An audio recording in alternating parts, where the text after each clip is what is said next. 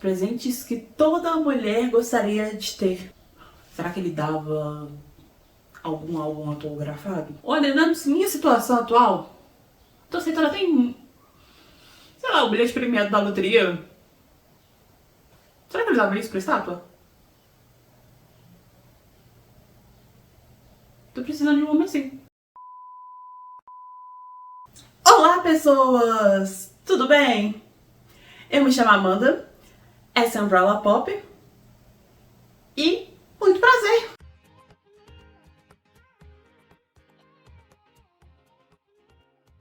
Eu queria falar do lançamento de Happy, do Jin, e de Winterhead, do V. Tenho capacidade de falar deles? Não.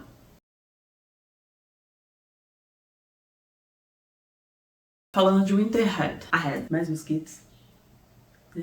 Winterhead é aquele jazz gostosinho que o Vi gosta e já compartilhou algumas vezes com a gente. Eu particularmente tava esperando um filme e acho que daria pra fazer um filme digno de Oscar com a MMV do Tay. Musicalidade à parte, é um filme. As imagens do MV em si é um filme, e um filme muito bem filmado, muito bonito, e um filme complexo. De qualquer forma, é um MV que pra você entender, você precisa ter um conhecimento prévio.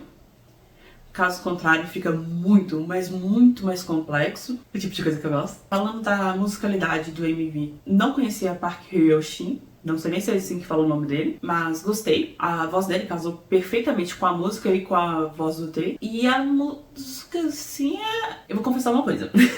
Tem um colega que ele me mata toda vez que eu falo isso. Mas eu não gosto de jazz. Traumas de infância. Meu vizinho, quando eu morava na casa da minha avó, tocava jazz uns 20 horas por dia. E eu e minha mãe morria de dor de cabeça. Enxaqueca, pra ser mais precisa. E ele ficava tocando saxofone o dia inteiro. Segunda a segunda. Então, não gosto muito de jazz. Mas talvez seja o efeito BTS. Porque eu gosto das músicas do Tay. Em 90% do meu tempo eu não vou buscar esse tipo de música. Os jazz do Tay. Eu posso chamar de jazz do Tay, né? Vou chamar. Mas, é o tipo de música que quando começa a tocar, eu já começo balançar assim no ritmo, ou quase no ritmo, porque eu descobri que eu não tenho ritmo. E eu não pulo. Porque outros artistas de K-pop que eu acompanho e gosto tentaram lançar um jazz, um blues, assim, e não me agradou tanto. Mas o do Tay me agrada. Talvez seja por causa da voz baixa dele. Talvez. Possibilidades. Mas voltando aqui pra música do MV. Vou separar esse vídeo em duas partes. Primeiro vou falar da música e depois as imagens do filme que tá por trás da música. Mas voltando agora pra música, a letra é relativamente simples. Fiquei um pouquinho, assim, desapontada. Não sei se chega tanto, mas não fiquei tão feliz assim, porque o MV foi em inglês, né? A música foi em inglês. Gostaria de ter ouvido ele falando coreano. Estou com essa abstinência. Vocês não sabem o tanto que eu tô maratonando Run BTS. Mas, detalhes. E é uma música... uma declaração de amor. Uma declaração falando que não importa o quão difícil esteja a situação, ou triste e tal. Não importa o quão triste e desesperadora seja a situação. O locutor da música, né, o Vi, ele vai estar lá pra gente, pra mim. Vou falar pra mim, porque eu tô muito necessitada. Tô muito carente. Ele vai estar lá por mim, então não importa a dificuldade que eu esteja passando agora. O Vitor vai estar aqui por mim, seja agora ou depois que tudo acabar e eu quiser voltar pra ele. Ai, é muito gado. Agora falando do MV. Pra entendermos um pouquinho mais do MV, a gente precisa entender um pouco sobre o mito de Pigmalion. Talvez eu esteja falando o nome errado. Talvez. Não descarto essa possibilidade, porque eu sou muito ruim falando nomes e lembrando nomes. Que, apesar de eu nunca ter ouvido esse mito propriamente dito, não é uma coisa nova. Se você é fã de quadrinhos ou super-heróis, você já ouviu esse mito. Até mesmo se você é da minha geração.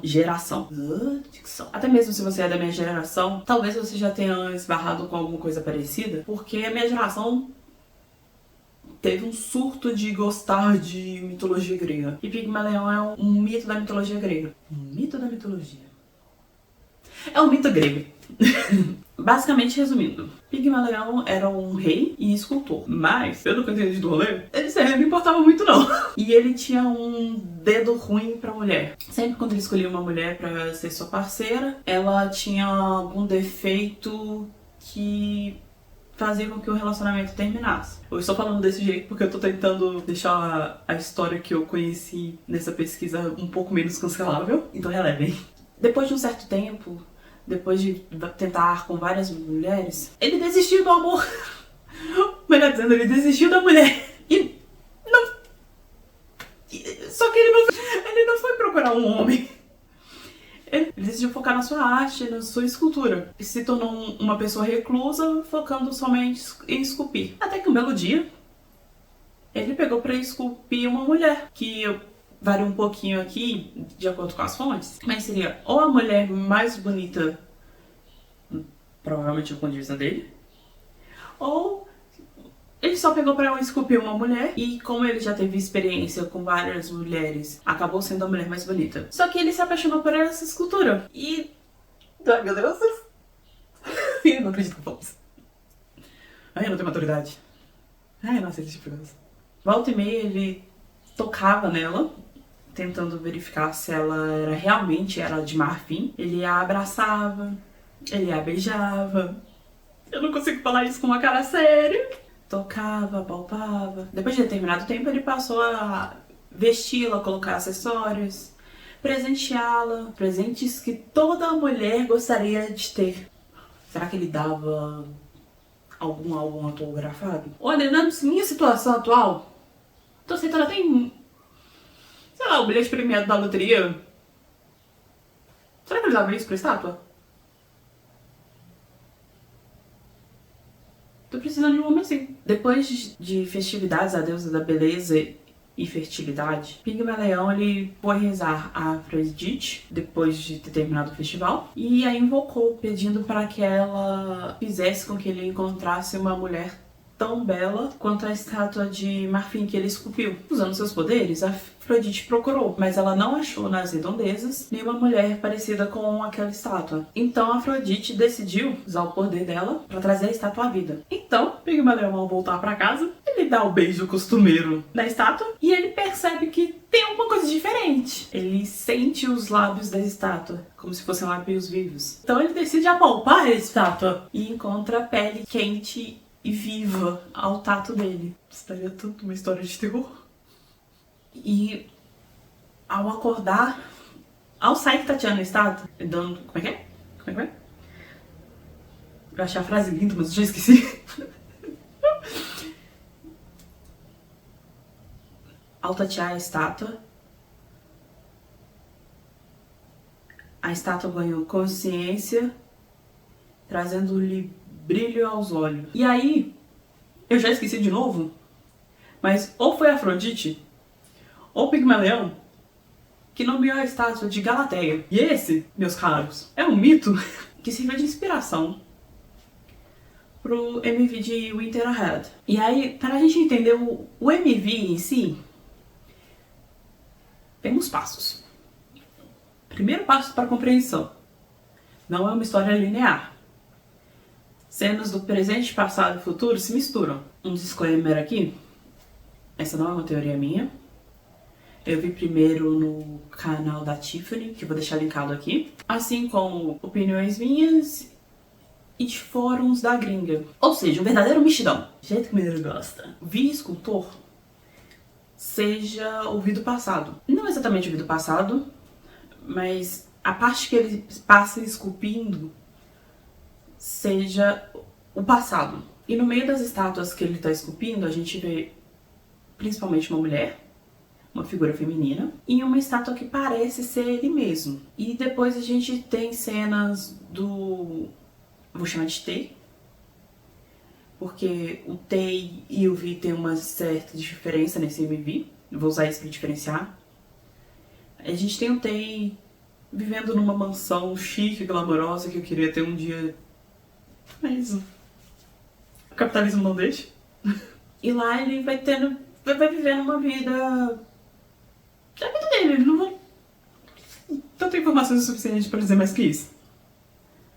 Até que um belo dia aparece uma mulher. E ela passa a fazer companhia pra ele nesses momentos. Se você reparar bem, ela tem um X aqui. Você não precisa reparar bem. Eles te mostram.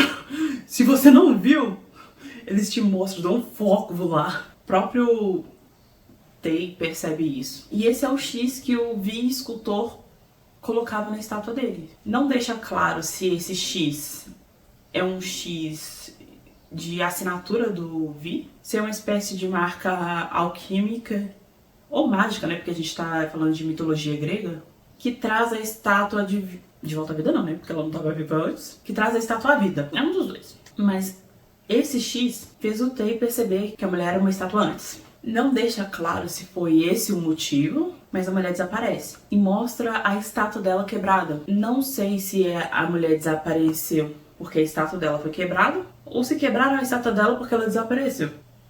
Mistérios. Mas é isso. E aí a gente tem um momento de luto do Tay, ele bem pra baixo e tal. E em seguida a gente tem um momento em que ele tá... ele tá festejando com outras pessoas na mansão. Há a possibilidade dessas outras pessoas serem estátuas que o Vi criou. Porque como a gente viu antes, eu já não sei mais a ordem, não sei se isso é antes do MV, mas a gente vê em algum momento que o Vi tava criando várias estátuas, então provavelmente essas pessoas eram as estátuas que o Vi criou. Ok, até que chega um determinado momento em que todas essas pessoas começam a fugir, seguido pela entrada do que poderia ser um terceiro Vi, seria um Terrian, ou do Vi, o criador de todas as estátuas, chegando. O motivo dessas pessoas fugindo não é deixado claro, até mesmo pra gente teorizar na internet. Mas pode ser que elas tenham medo dessa figura, ou que essa figura tenha vindo porque as pessoas fugiram. As pessoas barra estátuas fugiram. Ambas são uma possibilidade. O que mais? Ah, sim. Há quem acredite que esse Vi vestido de preto é o criador das estátuas, porque ele não tem um X no pescoço. E as pessoas estátuas fugiram com medo dele. Por que temos medo dele? Porque ele é do tamanho de uma geladeira. Ou não. Não sei. Talvez a resposta para isso esteja em algum mito grego, ou numa versão estendida do mito de Pigmalion e Galateia. Talvez. Mas o MV acaba com esse Vi de preto chegando, chorando alguma coisa preta. Só que aí, interpretações. Porque vi muita gente falando que não poderia ser sangue porque é preto. Mas existe uma coisa chamada censura. E eu já cansei de ver anime em que o sangue é preto, rosa ou alguma coisa mais bizarra. Sangue só não pode ser branco, porque aí vira outra coisa. Mas a outra possibilidade também, e isso aí já é voz da minha cabeça mesmo, seria esse líquido preto escorrendo sendo lágrimas do escultor, do criador. Como se fosse uma lágrima de tinta. Como ninguém nesse universo chegou a se machucar pra gente saber qual que é a cor do sangue de lá, também há a possibilidade de ser lágrima, sangue, de uma coisa não humana. Mas aí o leque se abre muito e os caminhos são infinitos. Se o Vi que chegou de preto for o Vi que criou as estátuas, eu gostaria de interpretar como lágrimas do criador, do artista. Fica melhor como artista. Seria como lágrimas do artista. Porque acaba que no frigir dos ovos ele acabou sozinho. Todos fugiram. Seja por medo dele, ou porque ele percebeu que ele realmente estava sozinho. Não importa quantas pessoas ele fizesse de... Aquilo é argila? Não sei, não é argila não. Eu acho que não. Não importa quantas pessoas ele esculpisse, no frigir dos ovos ele estaria sozinho. Por isso que as pessoas fugiram. Porque elas não representam laços reais. E no final do inverno dele, só ele estava lá. Eu gosto dessa interpretação. Pra gente aqui no Brasil não faz muito sentido, porque a gente tem sol o ano todo. Mas Winter Ahead, traduzindo, seria o inverno à frente. E o inverno é uma estação que as pessoas associavam a fome, solidão, depressão, porque falta de sol causa deficiência de vitamina D, e falta de vitamina D leva à depressão. Mas é uma estação muito triste para quem vive em locais com neve e falta de sol. Então, na música dele, o Vi tava falando: vai vir um inverno, vai vir um tempo ruim, uma tristeza. E é por isso que a gente tem que ter uma pessoa, alguém ou alguma coisa para nos fazer companhia. E o Vi está se dispondo a ser essa pessoa para nós. Amo ele. Mas talvez essa lágrima preta, esse líquido preto escorrendo, seja porque você não deixou o like, não deixou um comentário, não compartilhou o vídeo, não se inscreveu no canal. Eu gosto bastante dessa teoria, mas tenho plena ciência que ela possa estar viajando completamente na batatinha. Mas é isso. Obrigado por ter me acompanhado até aqui. Eu sou a Amanda, essa é a Umbrella Pop, e vejo você no próximo vídeo. Tchau!